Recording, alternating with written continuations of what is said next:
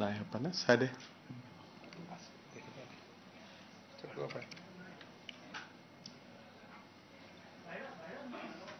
হ'ব সাংবাদিক বন্ধু বান্ধৱীসকল আজি আমাৰ সাপ্তাহিক কেবিনেট বৈঠক অনুষ্ঠিত হয় আৰু কেবিনেটত কেইটামান অতি গুৰুত্বপূৰ্ণ সিদ্ধান্ত গ্ৰহণ কৰা হয় মই এফালৰ পৰা আপোনালোকক ক'ব খুজিছোঁ প্ৰথম আপোনালোকে জানে যে আমাৰ মিছন বসুন্ধৰাৰ শেষ সময় ৰেখা 3 সময় ৰেখাটো হৈছে 31 ডিসেম্বৰ কিন্তু আমি এটা কথা বিভিন্ন জনৰ পৰা এটা আপত্তি পাইছিলো যে যিখিনি নামঘৰ মন্দিৰ বা ক্লাব বা এডুকেশনাল ইনষ্টিটিউচনে বসুন্ধৰা 3ত মাটি লব খোজে তেওঁলোকে প্ৰথমতে পঞ্জীয়নভুক্ত হ'ব লাগিব গতিকে পঞ্জীয়নো কৰা আৰু বসুন্ধৰাত মাটি আবেদন কৰা এই দুইটা কৰোতে মানুহে কিছু অসুবিধা পাই আছিল গতিকে আজি আমি কেবিনেটত এটা সিদ্ধান্ত গ্ৰহণ কৰিছো যে বসুন্ধৰাত আবেদন কৰিবৰ কাৰণে পঞ্জীয়নৰ প্ৰয়োজন নহব কিন্তু যেতিয়া তেওঁলোকক মাটি দিয়া হ'ব মাটিটো লোৱাৰ আগতে অৰ্থাৎ সেটেলমেন্ট অৰ্ডাৰটো হোৱাৰ আগতে তেওঁলোকে পঞ্জীয়নভুক্ত নিজকে কৰি ল'ব লাগিব অৰ্থাৎ তেওঁলোকে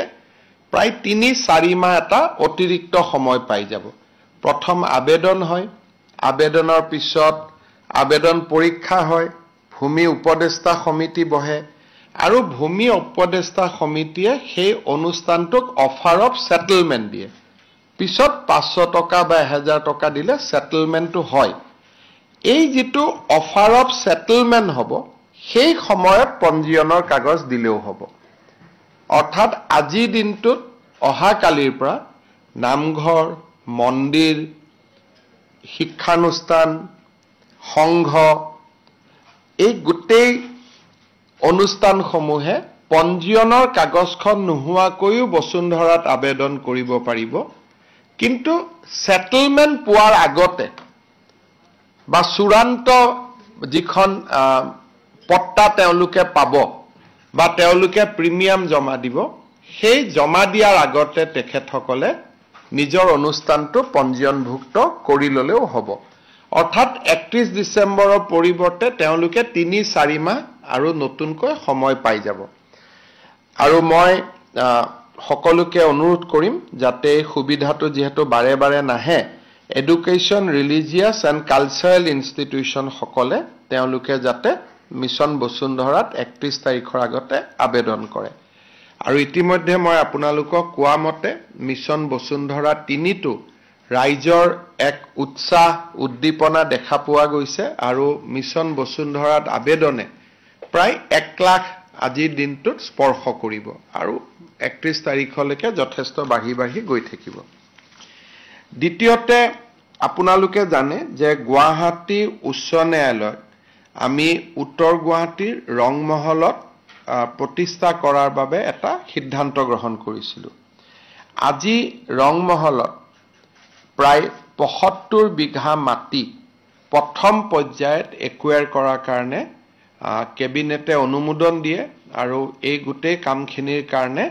আমি মাটিৰ মালিকক প্ৰায় 80 কোটি টকাৰ ক্ষতিপূৰণ দিব লাগিব অৰ্থাৎ যিখন জুডিশিয়াল টাউনশ্বিপ বনোৱাৰ কাম আছিল আজি হি এটা গতি লাভ কৰে আমি ল্যান্ড একুইজিশনৰ যেটো অনুমোদন সেই অনুমোদন আমি দিও আৰু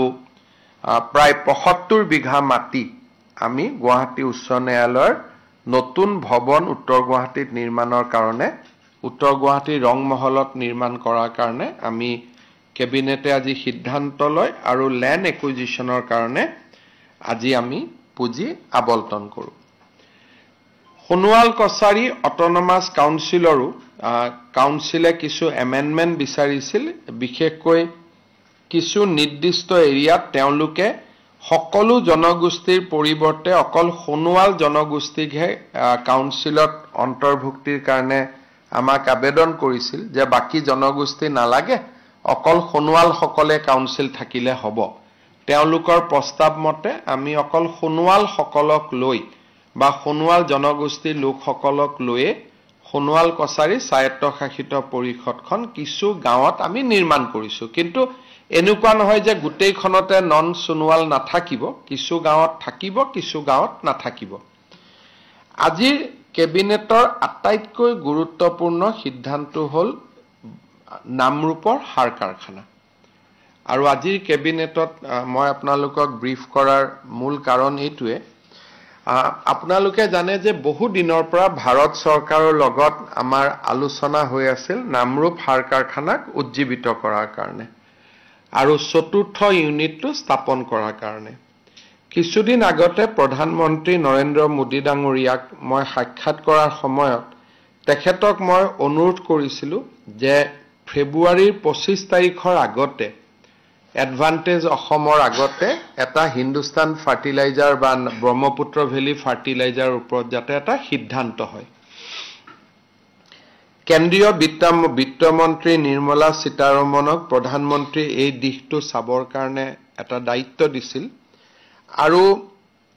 তেখেতসকলে এই গুটেই সাৰ কাৰখানাটো কেনেকৈ পুনৰ উজ্জীৱিত কৰিব পাৰি তাৰ বাবে তেওঁলোকে এটা ইতিমধ্যে প্ৰকল্প প্ৰতিবেদন প্ৰস্তুত কৰিছে আৰু এই গুটেই প্ৰকল্পটোত 10,601 কোটি টকা বিনিয়োগ কৰা হ'ব আৰু ভাৰত চৰকাৰে অসম চৰকাৰলৈ এখন পত্ৰ দিছিলে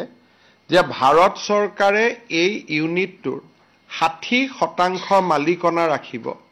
আৰু 40% মালিকনা ৰাজ্য চৰকাৰে ৰাখিব লাগিব আৰু ৰাজ্য চৰকাৰে যদি 40% মালিকনা আৰু বিনিয়োগ কৰিবলৈ সন্মত হয় তেতিয়া ভাৰত চৰকাৰে প্ৰকল্পটো আগুৱাই লৈ যাব আজি আমি ৰাজ্যৰ কেবিনেটে যেটো নামৰূপ সাৰ কাৰখানাৰ চতুৰ্থ ইউনিট যেটো 10,601 কোটি টকা দি ব্যয় কৰা হ'ব তাৰে 40% ওনাৰশিপ অসম চৰকাৰে লবৰ বাবে আজি আনুষ্ঠানিক সিদ্ধান্ত গ্ৰহণ কৰে আৰু মই ভাবো যে এই সিদ্ধান্তটো ভাৰত চৰকাৰক জনাই দিয়াৰ পিছতে বাকি আনুষ্ঠানিকতা ভাৰত চৰকাৰে ক্ষিপ্ৰ কৰি তুলিব তেওঁলোকে আমাৰ সিদ্ধান্তটোলৈকে অপেক্ষা কৰি আছিল আজি আমাৰ কেবিনেটে সিদ্ধান্ত গ্ৰহণ কৰে যে 10,601 কোটি টকাৰ 40% ইকুইটি বা 40% শেয়াৰ বা 40% মালিকনা বা 40% অংশীদাৰিত্ব অসম চৰকাৰে গ্ৰহণ কৰিব আৰু এই সিদ্ধান্তটো আজি কেবিনেটে গ্ৰহণ কৰে আৰু এই সিদ্ধান্তটো গ্ৰহণ কৰাৰ পৰিপ্ৰেক্ষিতত মই বিশ্বাস কৰো যে অসমৰ ৰাইজে অহা এমাহ ডেৰ মাহৰ ভিতৰত বা দুমাহৰ ভিতৰত ব্ৰহ্মপুত্ৰ ভেলী ফাৰ্টিলাইজাৰ কৰ্পোৰেচনৰ চতুৰ্থ ইউনিটটোৰ বিষয়ে ভাল খবৰ শুনিবলৈ পাব ইয়াতে 12 লাখ মেট্ৰিক টন ইউৰিয়া আৰু এমোনিয়া বনোৱা হ'ব আৰু বৰ্তমান আমি তাতে 1,80,000 টন ইউৰিয়া বনাও মেট্ৰিক টন ইউৰিয়া বনাও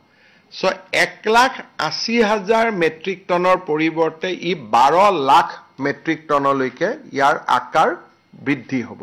আৰু ই এমোনিয়া আৰু ইউৰিয়া বনাব আৰু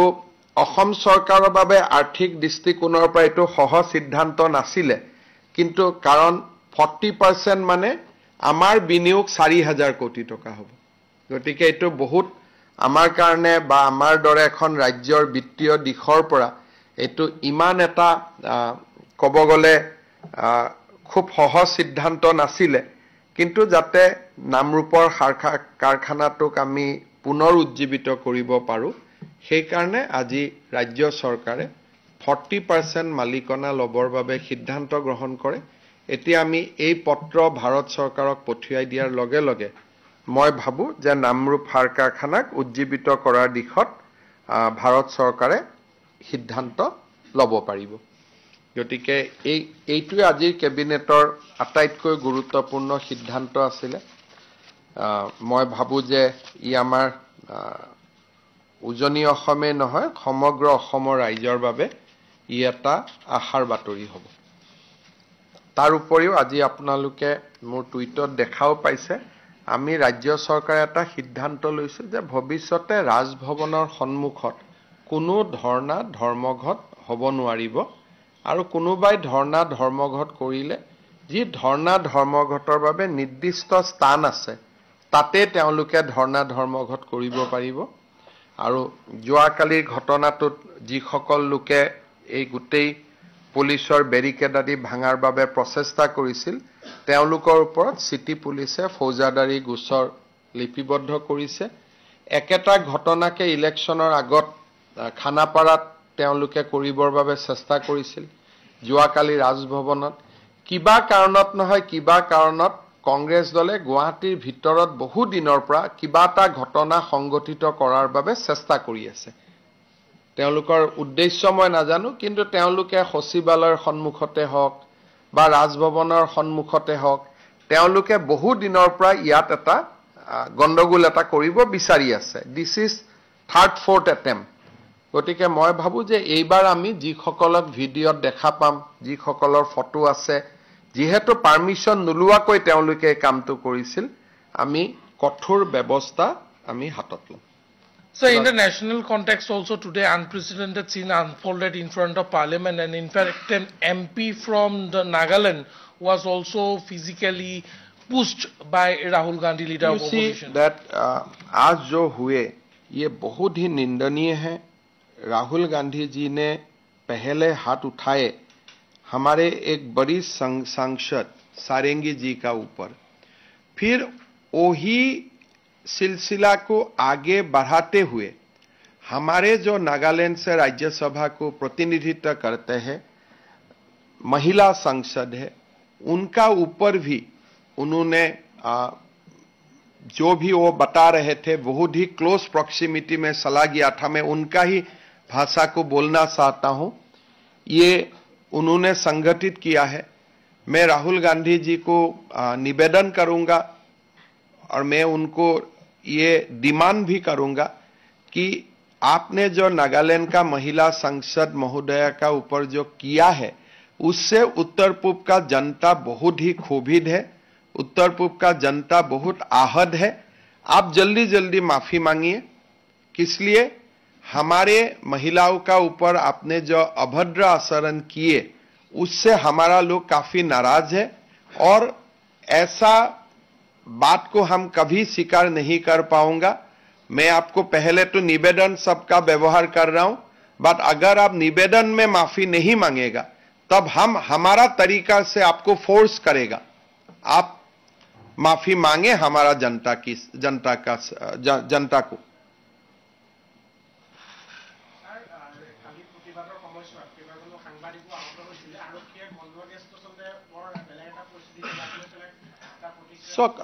মই ভাবো যে এনেকুৱা ঘটনাত কালি যে গুলি চালনা নহল আৰু সাংবাদিকসকলো সন্মুখত আছিল তাত কংগ্ৰেছ দলৰ লগত জড়িত নোহোৱা ব্যক্তিও আছিল যিসকলে প্ৰচেছনৰ নেতৃত্ব লৈছিল তেওঁলোকে এটো চাব লাগিছিল যে পুলিচে যদি গুলি চালনা কৰে টিয়াৰ গেছ চলায় তেওঁলোকৰ পৰিৱৰ্তেও কাখত থকা মানুহৰো ক্ষতি হ'ব আৰু তেওঁলোকে ৰাজভৱনত বিচাৰিছিল কি ৰাজ্যপালটো নাছিলে তেওঁলোকে কিয় তাত গৈছিল মই এটো কথা আজিলৈকে বুজি পোৱা নাই যত গভৰ্ণৰ মণিপুৰত আছে যদি গভৰ্ণৰজন মণিপুৰত আছে ঘৰটো খালি হৈ আছিল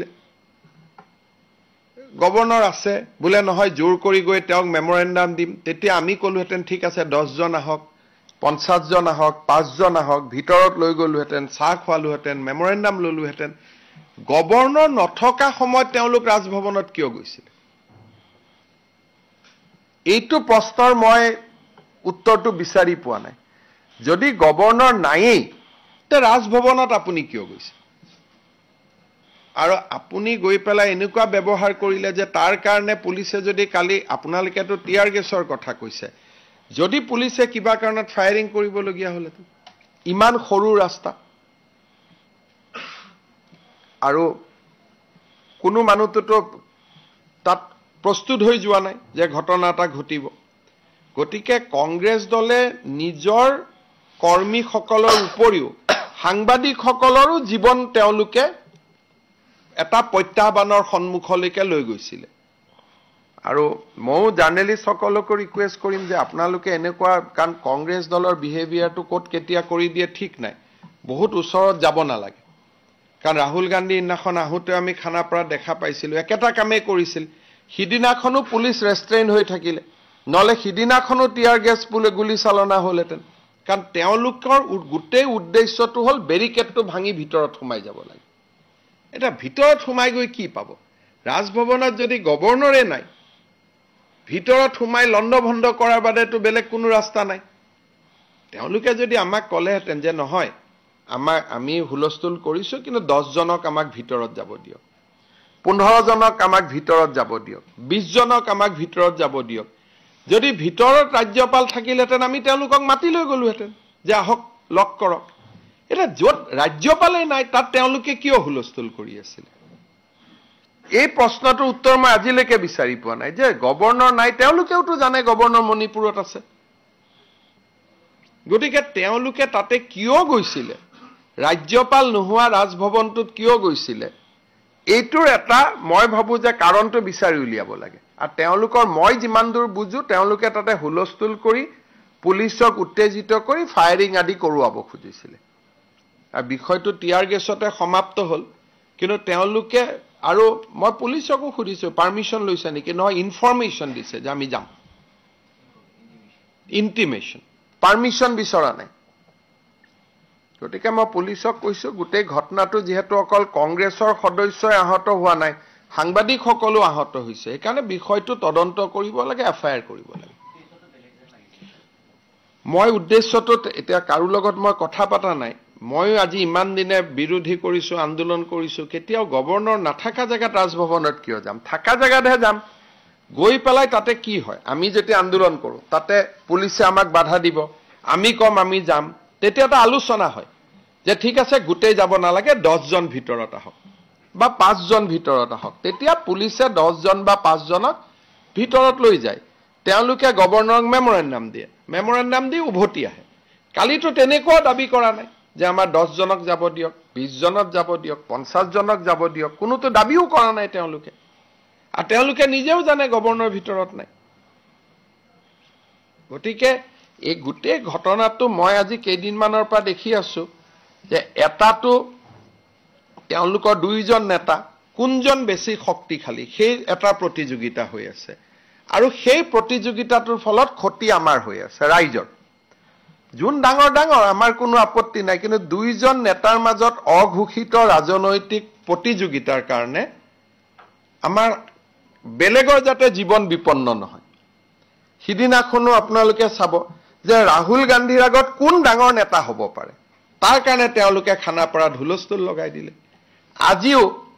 যে মই ডাঙৰ নেতা হ'ম বুলি 2 জনৰ মাজত অঘোষিত ৰাজনৈতিক প্ৰতিযোগিতাৰ কাৰণেও সাধাৰণ মানুহ যাতে বিপন্ন নহয় হেতু চোৱা উচিত হ'ব থ্যাংক ইউ আপোনাৰ যিটো ঐতিহাসিক ভূটান পাৱাৰ সেক্টৰ আৰু বিশেষকৈ প্লাছ ইৰিগেশ্যন আৰু ইৰিগেশ্যন কিবা এইবোৰ সক 4-5টা কথা আমি ভূটানৰ লগত পাতিছো কিন্তু প্ৰথম যে অসমৰ কাৰণে এটা ডাঙৰ সন্মান যে ভূটানৰ নেশ্যনেল ডেট অসমৰ মুখ্যমন্ত্ৰীক আমন্ত্ৰণ জনোৱা আৰু তেওঁলোকে আমাক যিমানখিনি 3 দিনত আতিথ্য প্ৰদান কৰিলে হি মই ভাবো যে অসমক এটা নতুন অৰ্থনৈতিক শক্তি হিচাপে আমাক স্বীকৃতি দিয়া বুজাইছে কাৰণ আজি ইমান দিন অসম আৰু ভূটান একেলগে আমি নেইবাৰ হৈ বহুত দিনৰ পৰা আছো বহুত দিনৰ পৰা মানে স্বাধীনতাৰ পৰাই আছো কিন্তু কেতিয়াও অসমক এটা অৰ্থনৈতিক শক্তি বুলি মানুহে ভবা নাছিল ভূটানত মোক নিমন্ত্ৰণ কৰা আৰু তাৰ লগতে তেওঁলোকে যিমানখিনি আদৰ আতিথ্য দেখুৱাইছে হি এক প্ৰকাৰে অসমক এটা উঠি অহা অৰ্থনৈতিক শক্তি হিচাপে তেওঁলোকে স্বীকৃতি দিছে আমি 3-4টা কথা ভূটানৰ লগত আলোচনা কৰিছো এটা হৈছে ভূটান জলশক্তিৰ এটা অদ্ভুত ভাণ্ডাৰ অসমত কপিলি হাইড্ৰ পাৱাৰ প্ৰজেক্ট সম্পূৰ্ণ হোৱাৰ পিছত অসমত আমাৰ হাতত আৰু কোনো জলশক্তি প্ৰকল্প নাই কাৰ্বি লাংপিও শেষ হৈ গ'ল অৰ্থাৎ শেষ হৈ গ'ল মানে আমি প্ৰজেক্ট কমপ্লিট কৰিলো কপিলি প্ৰজেক্টটো আমি কমপ্লিট কৰিলো এতিয়া 2026 27 28 প্ৰতি বছৰে আমাক 300 মেগাৱাট পাৱাৰ আমাক অতিৰিক্তকৈ প্ৰয়োজন হৈছে অৰ্থাৎ অসমৰ অৰ্থনীতিটো বঢ়াৰ কাৰণে আৰু এইবাৰ এডভান্টেজ আসামৰ পিছত যিমান ইন্ডাষ্ট্ৰি যদি আহে আমি আশা কৰা মতে পাৱাৰ ৰিকোয়াৰমেন্ট প্ৰত্যেক বছৰে বাঢ়ি যাব গতিকে হয় আমি জলশক্তি অৰুণাচলৰ লগত কথা পাতিব লাগিব নহলে আমি সিকিমৰ লগত পাতিব লাগিব নহলে ভূটানৰ লগত পাতিব লাগিব আৰু যদি ভৱিষ্যতে আমি এই তিনিখন ৰাজ্যৰ কাৰোবাৰ পৰা জলশক্তি বা শক্তি নানো তেতিয়ালে আমি গোটেই কয়লাৰ ওপৰত চলিব লাগিব আৰু বিশ্বৰ বৰ্তমান যেটো পৰিবেশ 2035 পিছত যদি কিবা কাৰণত সিদ্ধান্ত হয় যে কয়লা চালিত বিদ্যুৎ উৎপাদন হ'ব নোৱাৰিব তেতিয়া অসমত কাৰেণ্ট নাথাকিব সেই কাৰণে আমি এটা চাইছো যে অৰুণাচলৰ মুখ্যমন্ত্ৰীৰ লগতো মই কথা পাতি আছো যে অৰুণাচলত অসমে পাৱাৰ ডেভেলপ কৰিব পাৰে নেকি বা যদি ভূটানত সুবিধা আছে ৰঙিয়াৰ কাষতে ভূটানত পাৰো নেকি বা আমি সিকিমত পাৰো নেকি তিনিটা এৰিয়া আমাৰ কনসিডাৰেশনত আছে গতিকে সেইটো এটা আমি এক্সপ্লোৰ কৰি আছো 2 নম্বৰ ভূটানৰ পৰা আমালৈকে পানী আহে কিন্তু পানীখিনি যদি আমি চেনেলাইজ কৰিব পাৰো জলসিঞ্চনৰ কামত আমি ব্যৱহাৰ কৰিব পাৰো নহলে পানীটো অপব্যয় হৈ আছে গতিকে দ্বিতীয় এটা আমাৰ কথা আছিল যে সংকোচ আদিৰ ওপৰত যিবিলাক প্ৰজেক্ট হৈ আছে তাত ইৰিগেশ্যন হ'ব পাৰে নেকি যদি সংকোচৰ পানী আমি বিটিএডি লৈকে নমাই আনিব পাৰো গোটেই বিটিএডিৰ অৰ্থনীতিটোৱে পৰিৱৰ্তন হ'ব চতুৰ্থতে তাৰ যিখিনি পানী আহে গ্ৰেভিটেশনত আহে গতিকে তাতে পাইপ লগালে আমি গুৱাহাটীলৈকেও পানী আনিব পাৰো তাৰ যিটো গ্ৰেভিটেশন ফোৰ্স আছে হে গ্ৰেভিটেশনৰ পানী গুৱাহাটীলৈকে আনিলেও আমি গুৱাহাটী জাইকাৰ পানীতকৈ বেছি স্পিড পাম কাৰণ হি বহুত পাহাৰৰ 40,000 ফুটৰ পৰা গ্ৰেভিটেশনত নামি আহে গতিকে ভূটানৰ পানী দি আমি উদালগুৰি দৰং চিৰাং গুটে এৰিয়াৰ জলজীৱন মিছনৰ আঁচনিবিলাক নতুন কৰি কৰিব পাৰো উইদাউট কষ্ট আমাক ইলেক্ট্ৰিচিটিয়ে নালাগে গ্ৰেভিটেশনত নামি আহিব আজি ইমান দিনে এই সম্ভাৱনাবিলাক আমি কোনো চিন্তাই কৰা নাছিলো গতিকে এইবাৰ ভূটানৰ লগত আমাৰ ষ্ট্ৰাকচাৰ্ড মিটিং হল যে প্ৰথম আৰ্লি ৱাৰ্নিং অফ ফ্লাড তেওঁলোকৰ পৰা পানী আহিলে তাতে যদি ধুমুহা হয় বৰষুণ হয় আমাক বানপানীৰ আৰ্লি ৱাৰ্নিং তেওঁলোকে দিব পাৰে 2 নম্বৰ তেওঁলোকৰ পানী জলসিঞ্চনৰ কামত ব্যৱহাৰ হ'ব পাৰে 3 নম্বৰ জল সম্পদ হ'ব পাৰে খোৱা পানী যোগান আঁচনিৰ কাৰণে আৰু ভূটানত টোটেল 30,000 মেগাৱাটছ পাৱাৰ উৎপাদন হ'ব পাৰে এতিয়া তেওঁলোকে মাত্ৰ 3,000 মেগাৱাট উৎপন্ন কৰি আছে তাৰমানে 20,000 মেগাৱাটৰ তেওঁলোকৰ পটেনচিয়েল আছে গতিকে আমি কি ধৰণে তাত অংশীদাৰিত্ব পাব পাৰো বা কি ধৰণে আমি যোগদান কৰিব পাৰো এই গুটেবিলাকৰ বিষয়ে আলোচনা হৈছে কিন্তু যেহেতু অসম আৰু ভূটানে একো কৰিব নোৱাৰে ভাৰত আৰু ভূটানে কৰিব লাগিব সেই কাৰণে মই ভাবো যে কিছু আলোচনা 25 ফেব্ৰুৱাৰীলৈকে তেওঁলোকো আহিব ভূটানৰ ডেলিগেশ্যন এডভান্টেজ আসামত তেতিয়ালৈকে আমি কিছু এই আলোচনাবিলাকক গতি দিবৰ বাবে চেষ্টা কৰিম সেকেন্ড ৰাউন্ড অফ ডিসকাশন ইয়াতে আমি ফেব্ৰুৱাৰী মাহত আকৌ কৰিম আৰু কেইবাটাও কাম আমি আইডেন্টিফাই কৰিছো যে এইকেইটা কাম আমি কৰিব পাৰো ফাইনালি যেটো গেম চেঞ্জাৰ হ'ব গেলেফুত তেওঁলোকে এখন অত্যাধুনিক সিটি কৰিব খুজিছে খুব ডাঙৰ সিটি দুবাই ধৰণৰ একেবাৰে গ্ৰীণ মাটিত গেলেফু আৰু অসমৰ মাজত ডিসটেন্স 10 কিলোমিটাৰো নহয় গতিকে গেলেফুখন সিটি হলে তাৰ যেটো অৰ্থনৈতিক এটা বয়েন্সি আহিব বা অৰ্থনৈতিক গতিবিধি হ'ব সেই গতিবিধিৰ পৰা আমি কেনেকৈ উপকৃত হ'ব পাৰো তাৰ বিষয়েও ভূটানৰ প্ৰতিনিধি মণ্ডলৰ লগত আমাৰ ডিটেইল আলোচনা হয় কিন্তু প্ৰথম ভিজিট ইট ওয়াজ মোৰ এজ এ কাৰ্টসি কিন্তু ইয়াৰ পিছৰ ভিজিটস বিলাক it will be more business minded হ'ব ये देखिए, नामरूप फर्टिलाइजर को रीएक्टिवेट करने के लिए प्रधानमंत्री जी ने पहल शुरू किया है। असम सरकार को यह पूछा गया है कि क्या अगर ये प्रोजेक्ट किया जाए, क्या हम लोग 40% शेयर असम गवर्नमेंट उसमें क्या ले सकता है। 60% शेयर रहेगा भारत सरकार का साथ, 40% शेयर रहेगा असम सरकार का साथ। आज हमारा कैबिनेट में ये सारे बात को चर्चा किया और कैबिनेट में ये सिद्धांत लिया है कि पहले हम प्रधानमंत्री मोदी जी को धन्यवाद देता हूं कि आपने एक बहुत बड़ा काम जो 2012 से लंबित है, इस काम को आपने हाथ में लिए है। ये असम का लोगों का आशा है, सपना है, इसको आपने क्रियान्वित करने के लिए आपने जो पहल शुरू किया है, इसके लिए कैबिनेट ने आपको धन्यवाद देते हैं। और साथ में हम ये भी स्वीकार करता हूं कि हम 40% उसमें शेयर में हम भी भागीदारी रहेगा। ये पत्र कल या परसों भारत सरकार का पास चला जाएगा, फिर आगे का पहल भारत सरकार करेगा।